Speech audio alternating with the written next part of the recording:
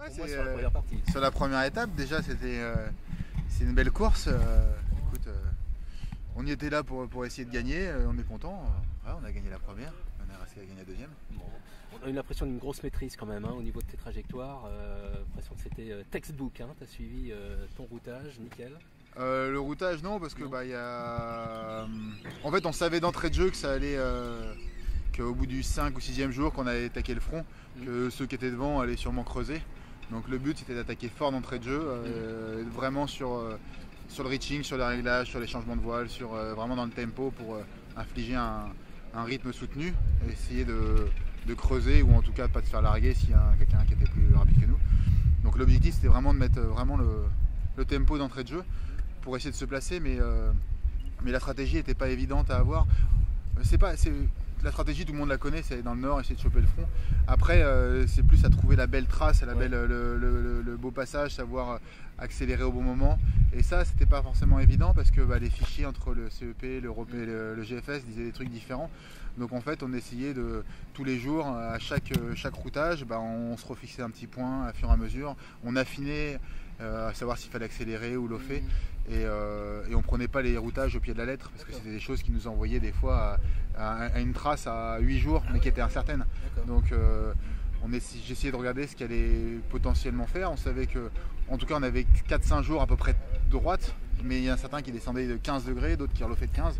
Donc on a essayé de trouver le juste milieu, trouver une bonne trajectoire, comme en ski, essayer de trouver la bonne trajectoire dans la poudreuse. Et à l'arrivée, du coup, pas de transition pénalisante, justement, que la transition avec la dépression. Finalement, ça s'est bien passé pour vous. Vous avez été ralenti un petit peu. Ouais, le front quand même, on a été, je pensais qu'on allait pouvoir le passer beaucoup plus facilement, enfin pas beaucoup plus facilement, mais en tout cas on l'a passé en 3 heures, mais je pensais que Catherine allait se faire un peu plus engluer. Ouais. Mais en fait, juste quand on est passé derrière, il y a une énorme cellule qui a gonflé. Ouais. Une grosse cellule nuageuse, orageuse. Et ce qui a dû lui amener du vent. Donc c'est pour ça qu'elle a fait longtemps de l'est quasiment, pendant que nous on était déjà au près. Et qui a réduit l'écart considérablement. Après, moi j'étais pas inquiet parce qu'il y avait toujours 60 000 et qu'il fallait qu'il fasse du près. Donc, et puis après, je savais que la dernière partie était aussi pour nous. Parce que le vent, à fur et à mesure de la nuit, va tourner à droite et mollir. Donc je savais qu'on allait encore recreuser un petit peu, quoi. Tu dirais que c'est une course en 2 temps, cette première partie qui était finalement plutôt sympa, non? Décris-moi, c'était comment cette première partie? Plutôt rapide, il faisait encore chaud.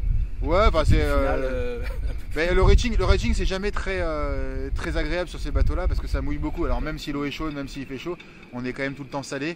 On essaie de se protéger, de se sécher parce que voilà. Donc c'est amusant parce que ça va vite, voilà, mais c'est quand même très humide sur des bateaux-là. Donc c'est pas non plus une partie de plaisir. Et en fait, je veux dire que quand le moment où on a commencé à tourner à droite et avec du vent un peu plus portant, où là on était les milles avançaient vite aussi et en version un peu plus sèche. Ouais. Un petit mot sur l'équipage, 3 sur ces bateaux-là, c'est bien?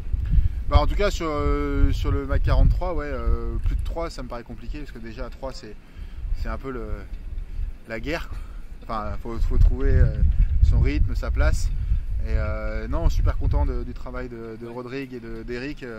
Ils n'ont jamais rien lâché, toujours du mordant, toujours même dans les petits coups durs, toujours répondu présent. Et non, on a une belle équipe et je suis content qu'on ait la même équipe sur la deuxième, comme ça on a déjà tous nos automatismes. Et c'était important pour moi de garder un peu ce qui s'est passé sur la première. On s'est créé notre petit univers et c'est bien de le garder pour la deuxième, quoi. C'était quoi le rythme?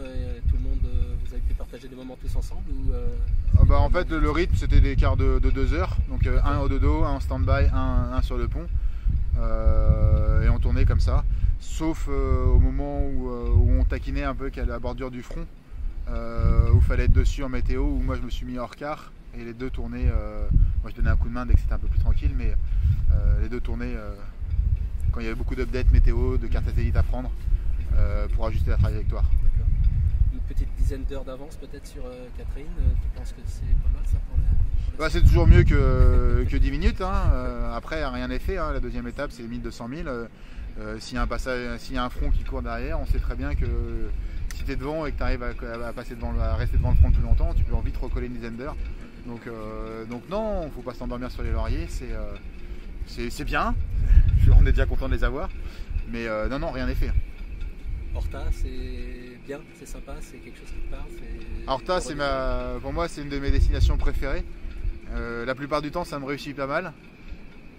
D'ailleurs, pour le petit clin d'œil, je disais tout à l'heure, j'ai amené une petite tortue en peluche qui représente le logo de l'aquarium La Rochelle avec La mer n'est pas une poubelle que je portais dans mes voiles en 2012. Donc Denis me disait la tortue elle va vite, elle va vite, elle va vite, et j'avais gagné ici. Donc du coup j'ai ramené une petite tortue à bord en disant pour arriver à Horta ça passe pas mal en général. Donc j'ai ma petite tortue qui nous a guidés dans le front et qui nous a fait croiser une baleine, enfin 2 baleines, sa mère et son baleineau, qui nous ont tourné autour pendant 10 minutes, un quart d'heure, alors qu'on était posé dans la pétole. C'était un spectacle assez incroyable. Et non, Horta, on est toujours hyper bien reçu par Armando et toute son équipe. C'est vraiment toujours un plaisir, tout le monde est vraiment très accueillant ici. Et c'est vraiment un lieu que j'adore, donc je suis content en plus de gagner ici. Bon, dernier mot, physiquement, t'es comment là? C'est usant, là, c'est 9 jours là? À 3, c'est plus facile qu'en solitaire. Mais ouais, on est un peu... on dort bien déjà, c'est bien. Et puis, non, ça va. Écoute, une bonne nuit et puis on ressort reparti. Non, un peu de bricolage. Il y a un peu de check du bateau parce qu'il a quand même encore une fois mis à rude épreuve. Mais bon, ça va le faire. Bon, tip top, extra.